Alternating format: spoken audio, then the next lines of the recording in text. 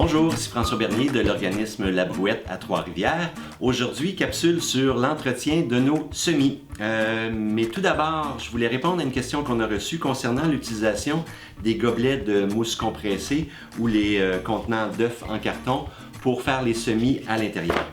Pour ma part, ce que je suggère, c'est l'utilisation de ces contenants-là uniquement pour les variétés de légumes qui vont avoir une croissance quand même assez courte à l'intérieur. Par exemple, concombre, courge, certains haricots qu'on pourrait vouloir semer à l'intérieur. Pourquoi? C'est simplement que ces matières-là sont très poreuses, donc ils vont laisser échapper beaucoup d'humidité. La gestion de l'humidité pendant la germination est importante, donc ça va demander un suivi qui est un petit peu plus serré.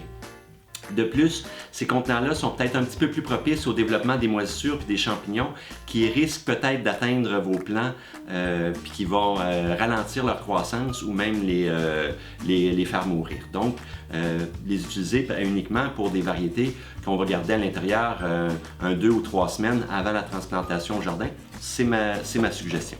De plus, si on regarde les barquettes d'œufs en carton sont très difficiles à manipuler. Donc, les garder à l'intérieur pendant 6, 8 ou 10 semaines, souvent ça devient un petit peu laborieux. Mais ça se fait, mais ça demande quand même un suivi qui est peut-être un petit peu plus rigoureux. Avant de parler de l'entretien des semis, petit rappel super important, munissez-vous d'un calendrier de semis qui est adapté à votre zone de rusticité, donc à votre climat.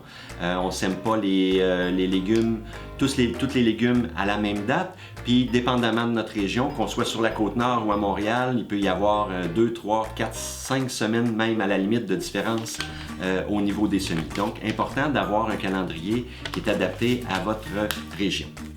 Autre chose, les enveloppes de semences nous donnent souvent des informations qui sont primordiales pour bien gérer nos semis. Donc, la profondeur, la durée de germination, combien de semaines avant le transplant au jardin, c'est toutes des informations qu'on va retrouver sur les sachets des graines ou sur le site web de vos semenciers.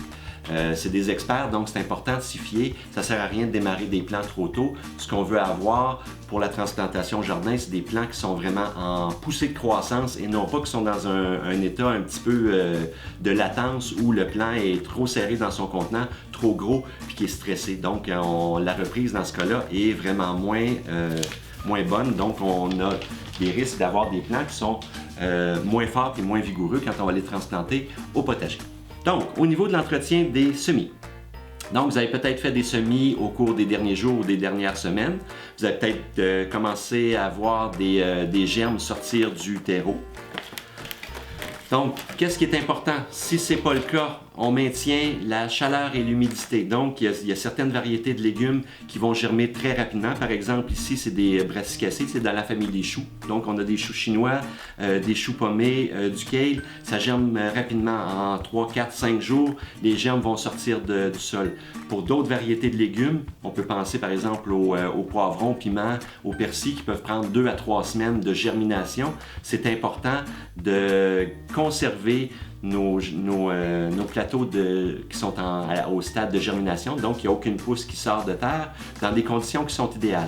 On maintient l'humidité, on couvre de plastique, que ce soit un dôme comme celui-ci pour les plateaux ou un simple sac de plastique si vous utilisez un contenant que vous avez récupéré dans le bac à recyclage. Donc on maintient l'humidité et on maintient une bonne chaleur.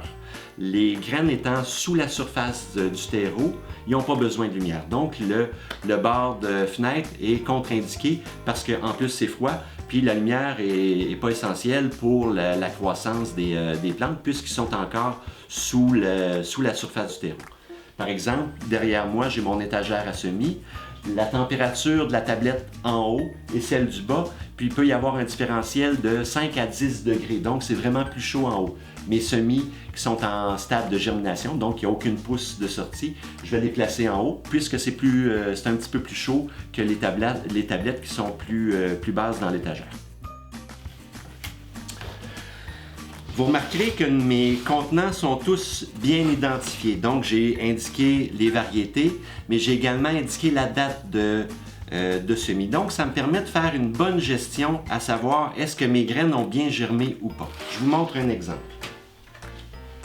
Ici, même variété de tomates que j'ai semées à la même date. Ici, j'ai simplement testé des semences qui étaient très vieilles, qui avaient 12 ans, donc qui datent de 2008. Voyez la différence. Donc, ça me permet, en sachant, en ayant la date de germination, si toutefois vous n'avez rien qui sort, ça vous permet de soit vous poser des questions sur comment j'ai géré mes semis. Est-ce que peut-être que ça a manqué d'eau? Est-ce que peut-être que c'était trop humide et que les graines ont pourri? Puis ça vous permet bien sûr de pouvoir recommencer si le temps le permet. Donc, ces informations-là, on les retrouve souvent sur les sachets des semences. Donc, c'est important d'indiquer la date. Puis, si on voit, par exemple, pour les tomates, ça prend 7 à 10 jours pour germer. Si après une dizaine de jours, j'ai aucun germe qui est sorti, bien, je me pose des questions puis j'essaie de remédier à la situation. Donc, lorsque les germes sont sortis, les premières feuilles qu'on appelle les cotylédons, là c'est vraiment, on tombe dans la période qu'on appelle de croissance. Donc les premières feuilles vont faire de la photosynthèse pour nourrir la plante et procéder à la croissance.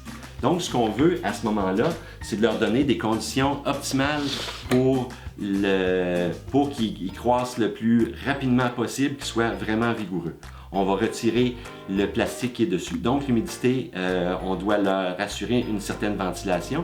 Et puis, on n'a pas besoin de garder une température qui est aussi élevée. Donc, si, par exemple, en arrière, les semis qui sont en haut, je vais les descendre dans les tablettes plus basses qui vont être sous la lumière pour assurer une température qui est un petit peu plus fraîche. Idéalement, pour les plants, ce qu'on veut pendant le jour, ça va être une température entre 20 et 25. Puis la nuit, si on est capable d'avoir une température qui est plus fraîche, aux alentours de 15 degrés, c'est encore l'idéal. Ça va renforcer vos plants un petit peu et puis ça va donner une croissance qui est peut-être plus meilleure pour la production de plants qui sont vigoureux et qui ne sont pas étiolés. Donc, au niveau de l'éclairage, super important, ce qu'on veut avoir, c'est entre 12 et 16 heures de lumière par jour. Un éclairage artificiel fait très bien l'affaire avec une minuterie. Sinon, fenêtre orientée sud. Même à ce temps-ci de l'année, au printemps, on n'a pas une journée qui dure plusieurs heures d'ensoleillement direct dans une fenêtre. Donc, les fenêtres sud, c'est un minimum. On s'assure que les plants soient le plus près de la fenêtre possible. Idéalement, on devrait avoir de l'éclairage artificiel.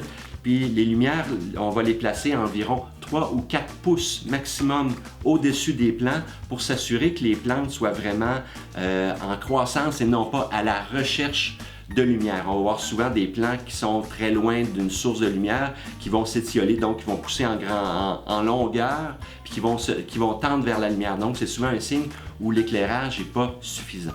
Donc on s'assure d'avoir une bonne luminosité. Au niveau de l'arrosage, on peut continuer à utiliser un vaporisateur pour mouiller nos plants en croissance.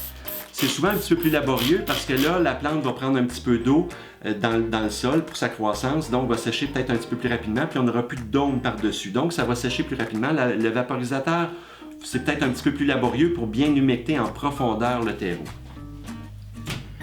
Un petit truc que je vous suggère, simple bouteille en plastique, ça peut être une bouteille d'eau minérale, une bouteille de boisson gazeuse. Et dans le bouchon, on va faire quelques petits trous avec une toute petite mèche, une perceuse ou même à la limite un petit clou de finition puis un marteau pour simplement être en mesure de faire un arrosage tout en douceur sans abîmer les plants pour bien humecter tout le terreau. Un des éléments qui est important de faire quand on gère les petits plants en croissance, c'est de s'assurer que le terreau en surface va sécher légèrement. Ce qu'on ne veut pas, c'est qu'il se développe certaines maladies, entre autres des maladies fongiques, des champignons en surface qui pourraient atteindre les plants. Autre moyen pour arroser vos plants qui nous permet de conserver la surface peut-être un petit peu plus sèche, mais de mouiller en profondeur. Un simple bain. Donc, je prends un contenant dans lequel je vais mettre de l'eau.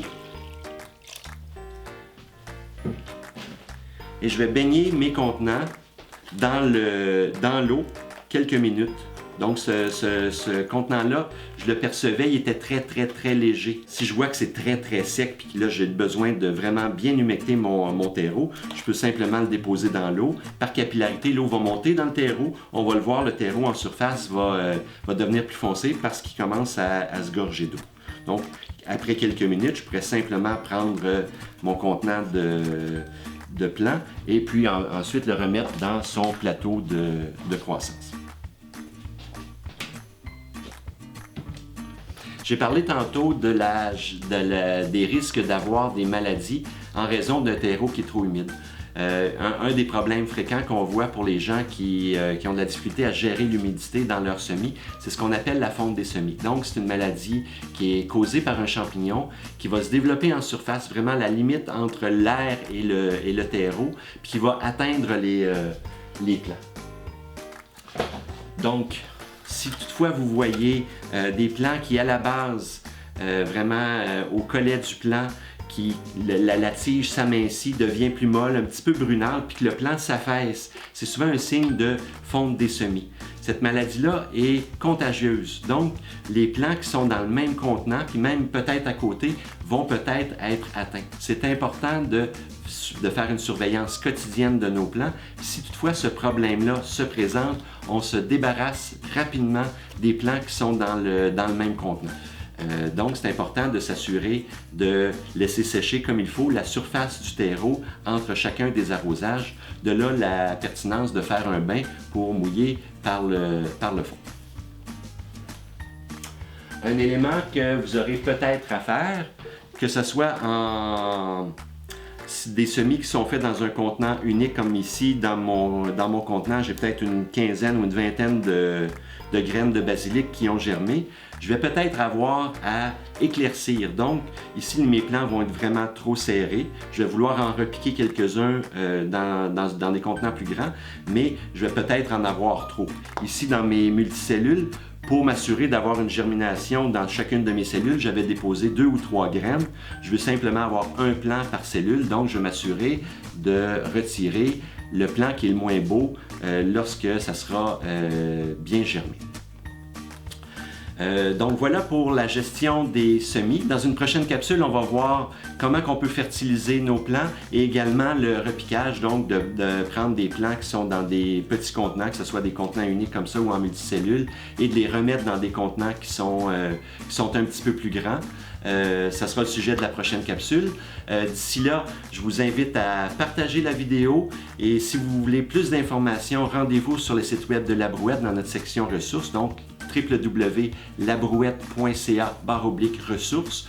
Vous allez trouver là des informations sur les calendriers de semis, les zones de rusticité, bien sûr pouvoir voir nos autres capsules vidéo. D'ici là, je vous invite à suivre notre page Facebook et puis je vous souhaite de bons semis.